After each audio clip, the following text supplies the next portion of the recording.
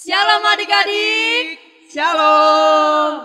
Kembali lagi kita bersama-sama beribadah secara online. Mari kita siapkan hati kita untuk sama-sama kita memuji Tuhan kita. Kita akan menyanyikan lagu penyanyi Haleluya.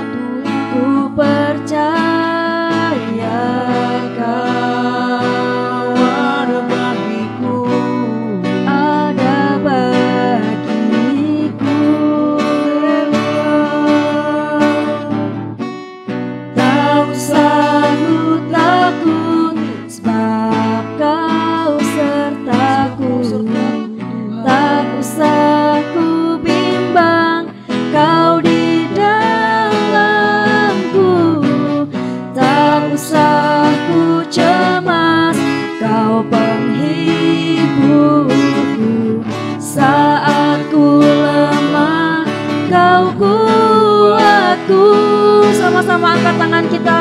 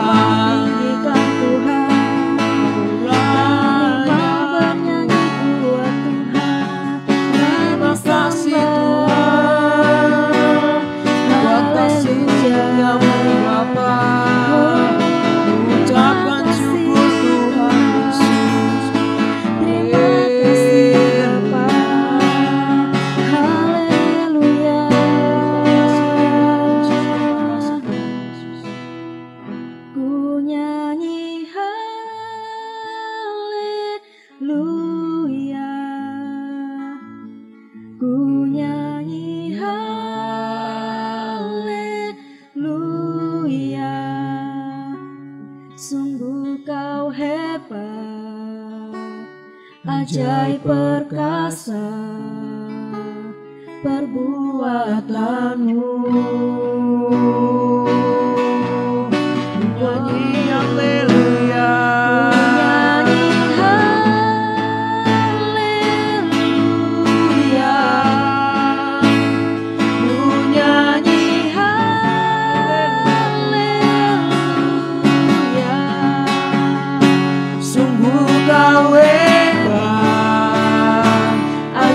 Perkasa perbuatanmu.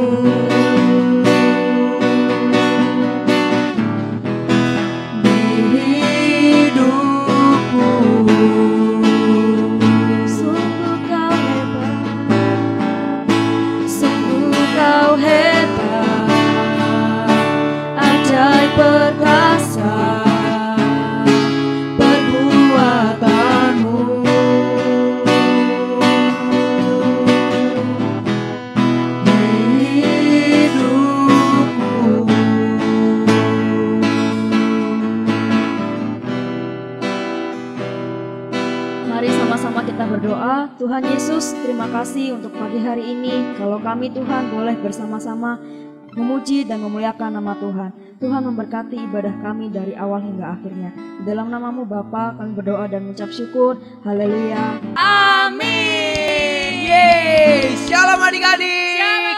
Masih semangat memuji Tuhan, amin. Amin. Yuk sama-sama kita bangkit berdiri, kita memuji Tuhan.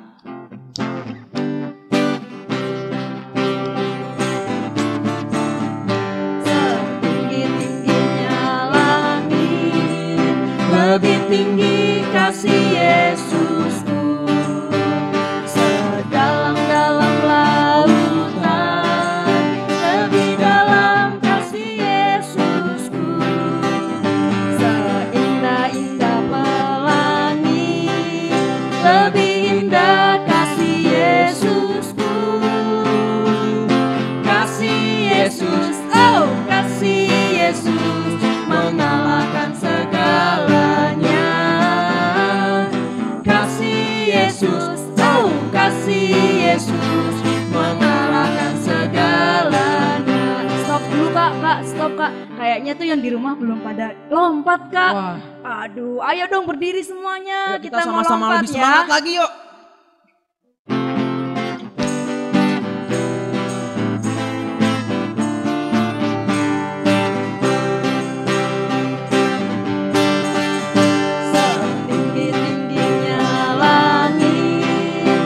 Lebih tinggi kasih Yesusku, sedalam-dalam lautan, lebih dalam kasih Yesusku, seindah apa? Seindah-indah pelangi, lebih indah kasih Yesusku. Semuanya lompat ya. Kasih Yesus, oh kasih Yesus mengalahkan segalanya.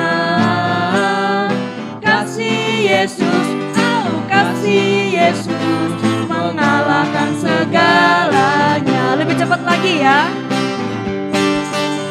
Setinggi-tingginya langit, lebih tinggi kasih Yesusku, sedalam-dalam lautan, lebih dalam kasih Yesusku, seindah-indah pelangi, lebih indah kasih Yesusku. Lompat lagi. Kasih Yesus, kasih Yesus mengalahkan segalanya. Kasih Sama-sama Yesus, lompat yuk. kasih Yesus mengalahkan segalanya, mengalahkan segalanya, mengalahkan segalanya.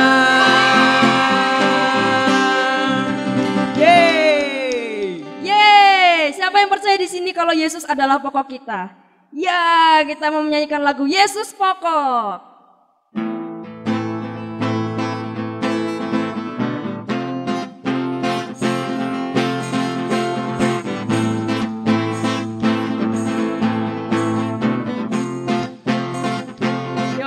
dari oh ya.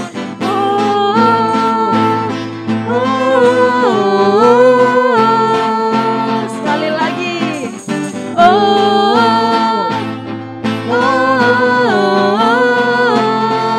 Yesus pokok. Yesus pokok.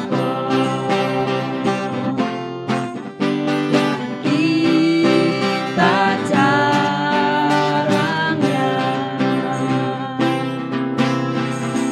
Tinggallah di dalamnya. Oh, tinggallah di dalamnya. Oh, tinggallah di dalamnya. Pastikan berbuah. Yesus cintaku. Yesus cintaku, cintakan. Yesus cinta semua. Ya, ya, ya, ya. Yesus cintaku, cintakan. Tinggallah di dalamnya. Oh, tinggallah di dalamnya. Oh, tinggallah di dalamnya. Pastikan berbuah. Kita mulai dari oh.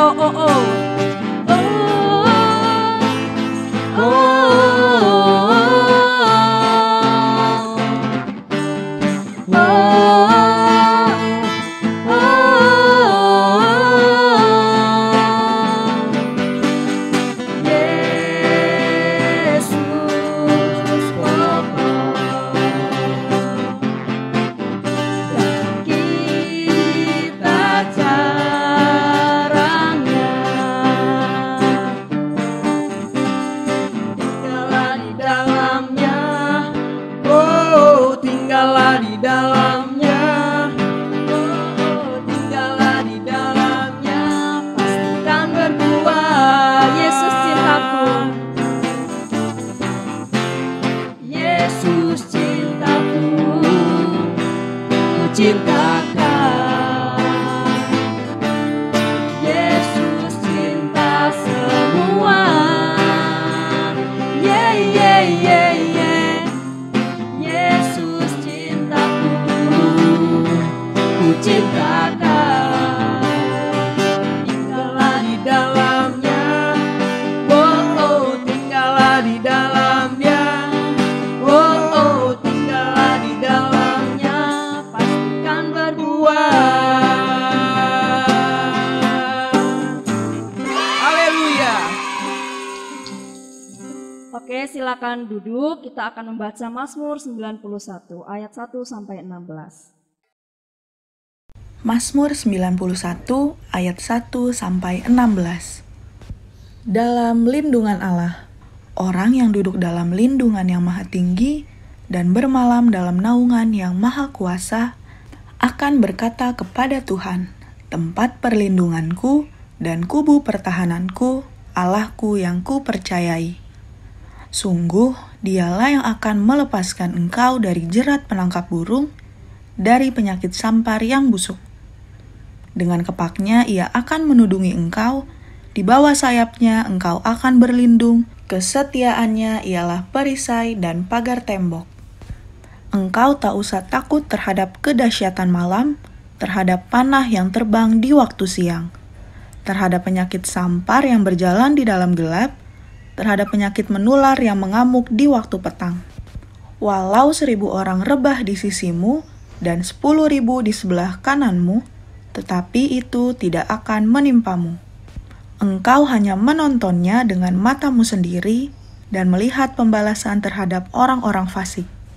Sebab Tuhan ialah tempat perlindunganmu, yang maha tinggi telah kau buat tempat perteduhanmu. Malapetaka tidak akan menimpa kamu, dan tulah tidak akan mendekat kepada kemahmu. Sebab malaikat-malaikatnya akan diperintahkannya kepadamu untuk menjaga engkau di segala jalanmu. Mereka akan menatang engkau di atas tangannya, supaya kakimu jangan terantuk kepada batu. Singa dan ular tedung akan kau langkahi, engkau akan menginjak anak singa dan ular naga. Sungguh hatinya melekat kepadaku, maka aku akan meluputkannya. Aku akan membentenginya, sebab ia mengenal namaku. Bila ia berseru kepadaku, aku akan menjawab. Aku akan menyertai dia dalam kesesakan, aku akan meluputkannya dan memuliakannya. Dengan panjang umur akan kukenyangkan dia, dan akan kuperlihatkan kepadanya keselamatan daripadaku. Pentakosta ketiga. Apa yang dimaksud dengan Pentakosta ketiga? 1. Pentakosta ketiga adalah pencurahan Roh Kudus yang dahsyat di zaman ini, melebihi yang terjadi di Azusa Street. 2. Pentakosta ketiga akan mengakibatkan penuaian jiwa yang terbesar dan yang terakhir sebelum Tuhan Yesus datang kembali. 3. Pentakosta ketiga akan membangkitkan generasi Yeremia, yaitu anak-anak muda yang dipenuhi Roh Kudus, cinta mati-matian kepada Tuhan Yesus, tidak kompromi terhadap dosa, dan akan bergerak untuk memenangkan jiwa. 4. Pentakosta ketiga lahir di Indonesia dan bergerak ke bangsa-bangsa. Gerakan ini dari timur ke barat dan akan kembali ke Yerusalem. 5. Pentakosta ketiga akan memberikan kuasa untuk menyelesaikan amanat agung dan setelah itu Tuhan Yesus datang kembali. Oke adik-adik, sekarang kita akan mendengarkan firman Tuhan. Nanti kakak Jo yang akan pimpin kita di dalam doa. Yuk sama-sama kita tutup matanya, lipat tangannya, kita siapkan yang terbaik buat Tuhan. Tuhan Yesus, untuk hari ini Tuhan, kami sudah memuji menyembah nama-Mu Tuhan Yesus. Kami telah siap untuk mendengarkan firman-Mu. Biarkan Kau berkati kami Tuhan, sertai kami Tuhan Yesus. Dari awal firman Tuhan Yesus hingga selesai Tuhan. Terima kasih Tuhan Yesus, hanya di dalam nama-Mu kami sudah siap dan mengucap syukur. Haleluya, amin. Shalom adik-adik. Nah, sekarang waktunya kita untuk mendengarkan firman Tuhan. Nah, adik-adik, Kakak Fani mau bertanya. Siapa di sini yang pernah lihat tentara? Siapa di sini yang pernah melihat perang? Siapa di sini yang tahu kalau perang itu yang kalah tuh gimana ya kira-kira? Ada yang mati, ada yang sakit, ada yang terluka. Perang kira-kira baik nggak ya adik-adik? Perang sebenarnya nggak baik ketika kita melawan manusia itu sendiri, membunuh ya kan, darah dan daging. Nah, kalau anak-anak Tuhan, kira-kira perangnya melawan apa? Melawan darah dan daging, manusia lain? Negara lain? Tetot. Bukan. Kalau anak-anak Tuhan, perangnya melawan penguasa-penguasa jahat di langit. Pemerintah-pemerintah dunia. Jadi si jahat yang kadang mana ya? Kok dia nggak kelihatan ya kak? Karena dia ada sebenarnya menutupi pikiran-pikiran manusia sehingga manusia nggak ada lagi sukacita. Kita tiba-tiba, aku kesel, aku mau dorong dia, aku sedih, aku nggak mau belajar lagi. Kira-kira kalau anak Tuhan atau roh Tuhan kayak gitu nggak ya? Berarti yang anak-anak Tuhan lawan itu bukan darah dan daging, bukan teman kita, bukan mama kita, tapi penguasa-penguasa jahat yang ada di langit, yaitu si iblis. Nah, kalau tentara yang adik-adik pernah lihat, biasanya kalau mau perang bawa apa aja sih? Bawa pedang. Ada yang bawa pistol, bom. Tapi mereka pasti juga punya yang namanya alat untuk melindungi diri. Biasanya pakai bajunya juga baju perang, bukan baju tidur ya. Nah, kalau kita anak-anak Tuhan, kalau mau perang, ngelawan roh-roh jahat itu, pakai apa ya kira-kira? Pasnya perlengkapan seperti tentara, seperti laskar, tapi bukan pedang asli, ataupun bukan pistol, Atau bukan, Bob? Bukan. Tapi apa ya kira-kira? Nah, Kakak Fani pengen cerita.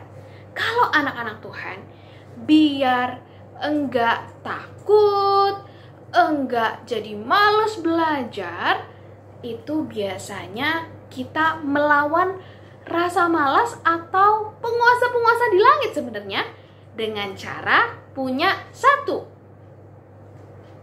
ikat pinggang kebenaran. Siapa di sini yang pakai ikat pinggang kalau ke sekolah? Nah, ikat pinggang itu mengikat pinggang kita sehingga di sini kenceng nih, ya kan? Sehingga kalau misalnya nih mau melorot lagi, maksudnya melorot itu dalam arti, kebenaran itu akhirnya kita lupa. Kita ingatnya yang buruk-buruk aja, yang kebenaran Tuhan kita lupa. Jadi akhirnya gak bisa berjalan karena celana kita melorot kan. Tadinya rajin jadi males, nggak rajin lagi. Karena apa? Karena kita nggak punya ikat pinggang kebenaran. Nah, ingat-ingat. Yang pertama, ikat pinggang apa? Kebenaran. Yang kedua, kalau selain ikat pinggang, kalau kita mau keluar atau tentara mau keluar, dia harus pakai baju. Bajunya disebut baju zirah. Apa adik-adik? Baju zirah. Baju zirah untuk perang itu sendiri. Nah, baju zirahnya apa sih? Baju zirahnya adalah keadilan. Nah, adik-adik ketika pakai baju zirah keadilan, akhirnya bisa berpikir seperti yang Tuhan pikir. Apakah yang aku lakukan itu cuma untuk menyenangkan diriku sendiri, untuk menguntungkan diriku sendiri, atau emang aku sudah adil melakukannya karena Tuhan? Nah, jadi yang kedua apa? Baju zirah. Berikutnya, kalau Laskar Kristus juga membawa yang namanya perisai. Apa adik-adik? Perisai. Jadi kalau ada panah api dari si jahat, dari penguasa-penguasa kegelapan di langit, ketika panah api yang dia luncurkan itu, biar adik-adik jadi sedih, jadi suka bohong, jadi melawan orang tua, itu dipanahkan, biar melukai orang-orang di sekitar adik-adik dan adik-adik sendiri, jadi luka di hati, mama juga jadi marah sama adik-adik, itu karena api-api dari si jahat itu. Nah, adik-adik punya perisai. Perisai apa? Iman. Perisai apa adik-adik? Iman. Iman itu timbul dari pendengaran akan firman Tuhan. Dan iman itu berarti kita percaya. Bukan cuma percaya, tapi juga melakukannya. Nah, apa yang adik-adik percayai selama ini?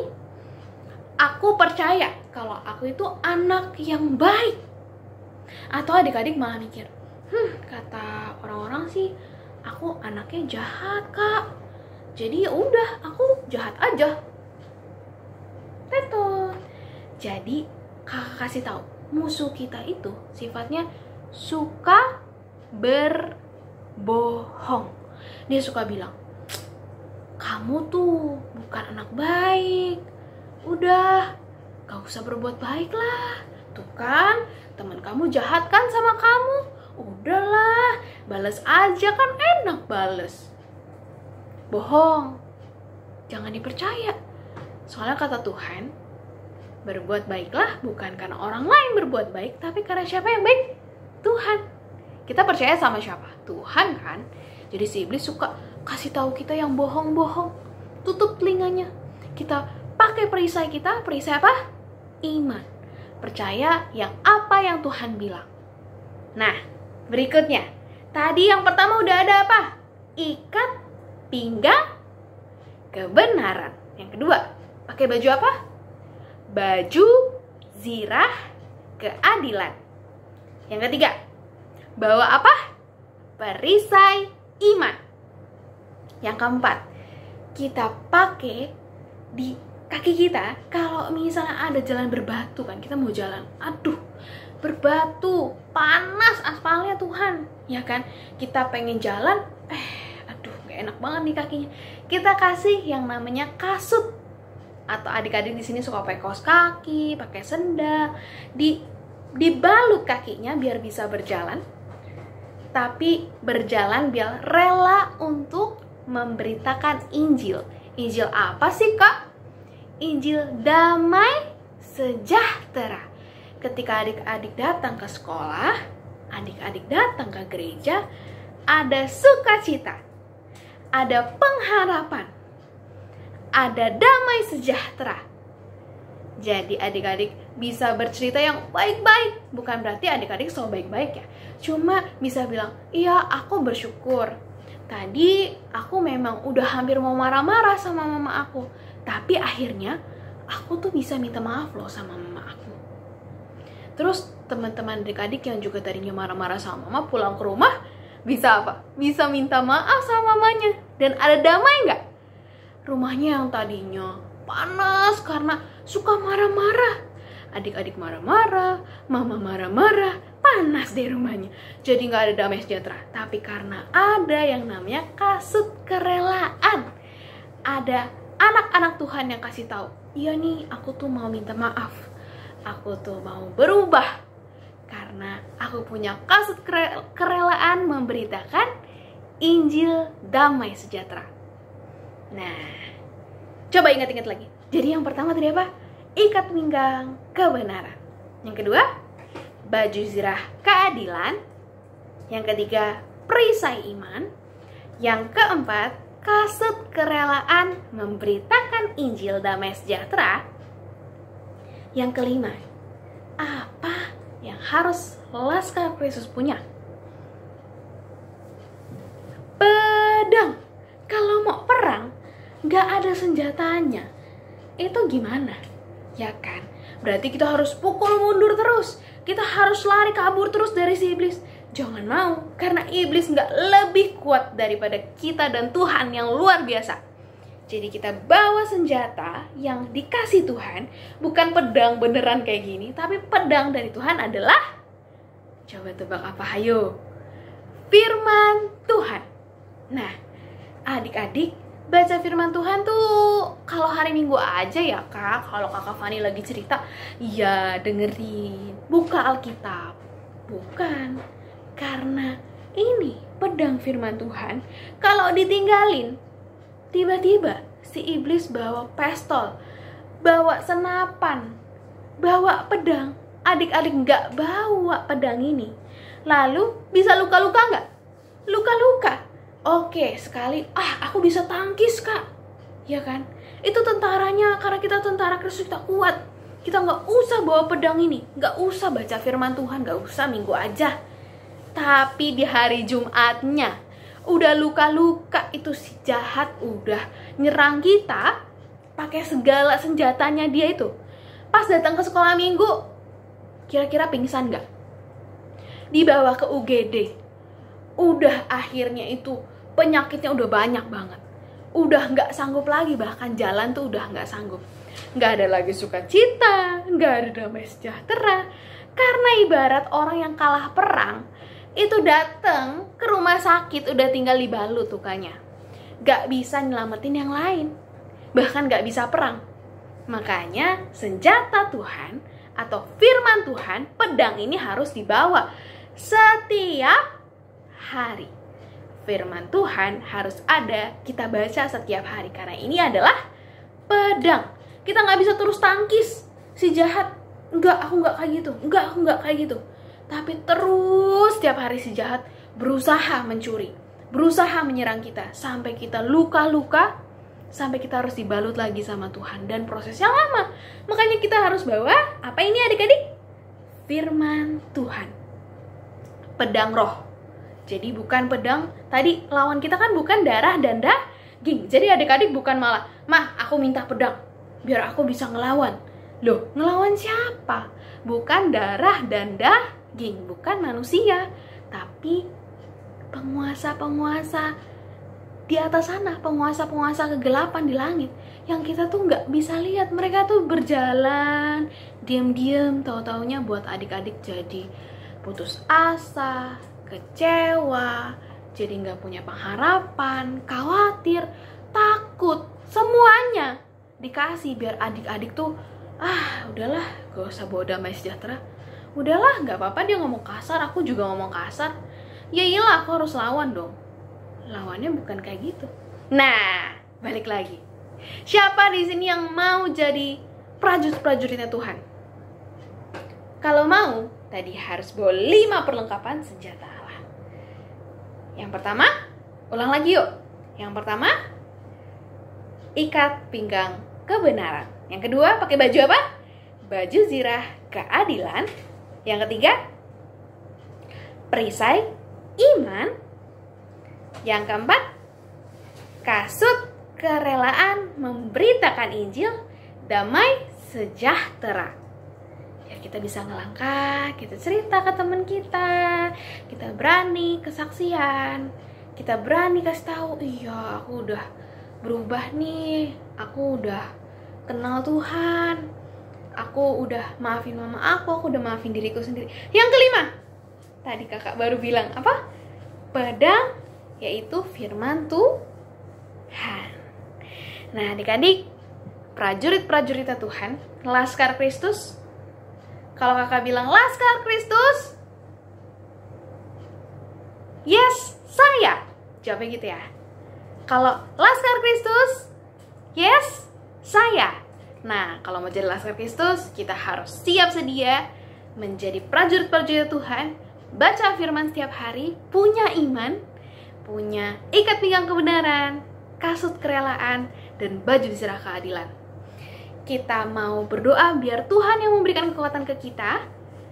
Ikutin Kakak Fani ya. Tuhan Yesus, terima kasih untuk firman-Mu yang menguatkan kami. Kami mau Tuhan menjadi prajurit-prajurit Tuhan yang gagah perkasa, yang bisa melawan penguasa-penguasa kegelapan, karena kami tahu bersama Tuhan kami bisa menjadi pemenang. Kami mau Tuhan dengan kasut kerelaan memberitakan Injil, ikat pinggang kebenaran, baju zirah keadilan, perisai iman, dan pedang roh firman Tuhan. Terima kasih Tuhan Yesus. Haleluya. Amin. Selamat hari Minggu adik-adik, prajurit-prajurit Kristus yang luar biasa, Laskar Kristus. Yes. Amin. Oke adik-adik, ibadah kita telah selesai. Jangan lupa untuk ikut ibadah-ibadah kita selanjutnya ya. Selamat hari Minggu. Tuhan Yesus memberkati.